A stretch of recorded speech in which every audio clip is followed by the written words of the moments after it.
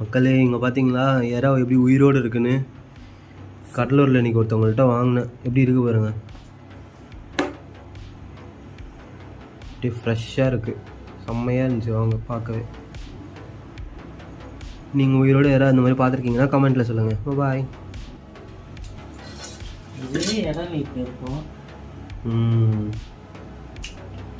விட்டுருங்க. ஆமாம் ஆமாம், எல்லாமே உயிரோடு தான் பாருங்க. இருக்கட்டும்.